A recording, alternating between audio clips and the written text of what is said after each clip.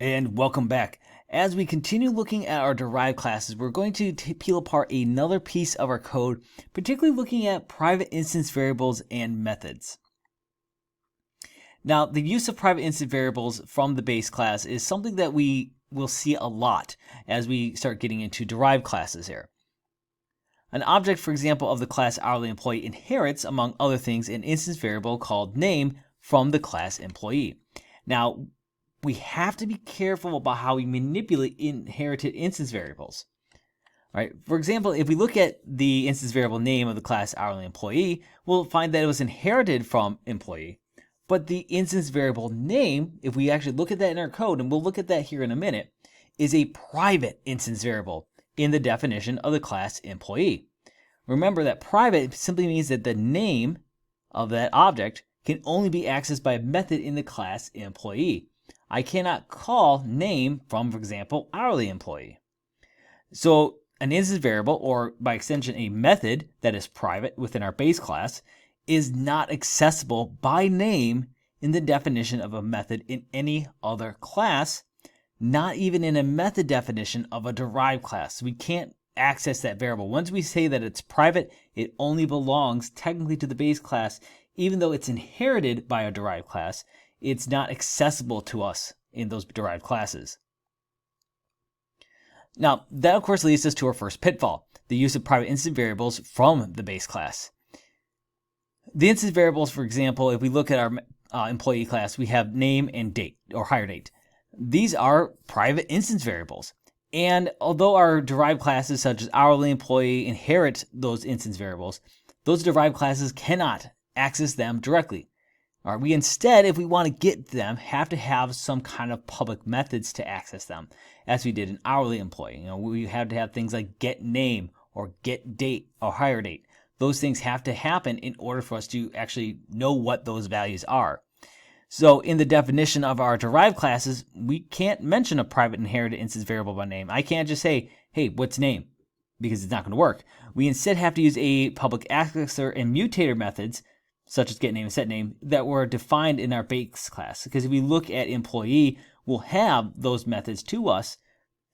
And if those methods weren't there, if we couldn't access them or mutate them, then there'd be no way for us to kind of use those values within our derived class.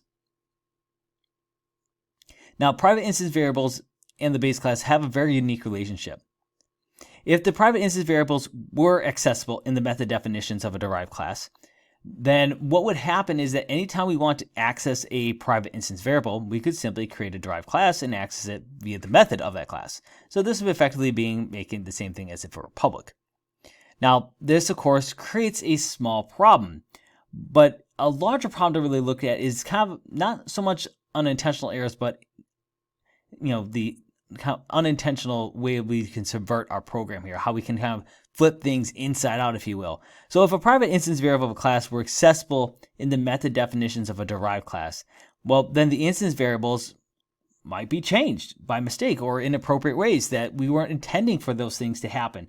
Our derived class could totally change the name. Like if we think about the examples we've seen where, for example, we set the name from like Joe to Josephine, well, that right now happens with a call to the employee class. But what's if that happened in the hourly employee, and then let's say we created a salaried employee? Well, that salaried employee, if we looked at that one, also had a name instance variable, and that could, of course, affect how that gets used because we could technically overwrite things. So in order for us to avoid running into this, we use our accessor and mutator methods to help guard against those inappropriate changes to the instance variables. Now, there is sort of a way around this, restriction that we can have self-imposed, that we will discuss in an upcoming lesson. Now, private methods are effectively not inherited. All right. Now, this is a little different than how we look at our variables. Our variables that, hey, if it exists employee, well, hourly employee must have it. Well, yes, but what about private methods? How do those function? Well, an instance variable or method that's private in base class is not directly accessible outside the definition of the base class, not even in a method definition of a derived class. We've kind of already mentioned this.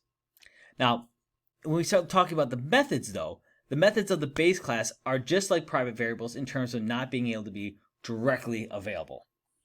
But with methods, the direct restrictions that we place upon them is much more dramatic. It's much more severe in how we can or can't access things.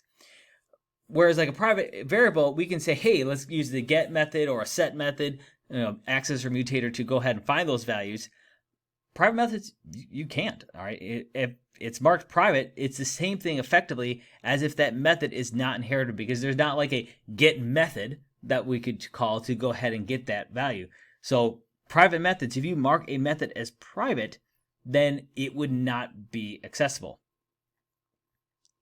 Now, one last pitfall to kind of note here is that those private methods that we just talked about, like I said, they're effectively not inherited.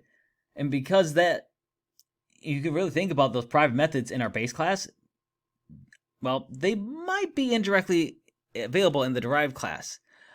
But if a private method is used in the definition of a public method of the base class, well, then the public method could be invoked in the derived class, or really any other class, so the private method can be indirectly invoked. So the way to think about this is I can't, if I had a private method, let's just for the sake of it call it, something happens. So private method, it's called something happens, and something happens is only in the base class. And if I have another method in my base class that's public that calls something happens, well, when I call the derived class, if that method state is public, I can indirectly call whatever happened with that private method, but I cannot call the private method. Now, let's go ahead and really quickly just see how these things are happening in our current iteration of the program. You see we do have some private instance variables here, so like string name, and we have private date, hire date. These, of course, are private instance variables. And if we look at hourly employee, you'll see it also has its own private instance variables, double wage rate, double hours. If we look here, name and hire date, remember there is accessor and mutator methods here. So here's our get name, get hire date, and then we have set name and set hire date. These, of course, are the appropriate methods to go ahead and manipulate these values for us within the derived class. Because if I look at hourly employee, you'll notice that we do not have name and hire date available as instance variables. And if we want to call them, of course, we have our constructors that will allow us to pass these through, because that does allow us to set those values. But if I want to get some of those things, for example, if I look at my toString method, I cannot put out just the name of something. I have to say get name, get hire date.toString. That's the only way that those private instant variables are accessible. However, I want us to actually look at our date class just for a minute here, because you'll see we also, of course, have private instance variables. But one of the things that the date class has that we don't have in our employee class are some private methods. Now, these private methods that exist here, of course, are not accessible by any derived class. Now, of course, their date is not deriving into hourly employee, but if we made a super date class, let's say, then super date would not be able to directly access these methods. Now, these methods could still function because, for example, you'll see we have date OK here as a method, and date OK exists as a call here within this public void set date. So if public void set date was in the derived class, it could still indirectly call date OK, but it could not call date OK by itself, because date OK, again, is private.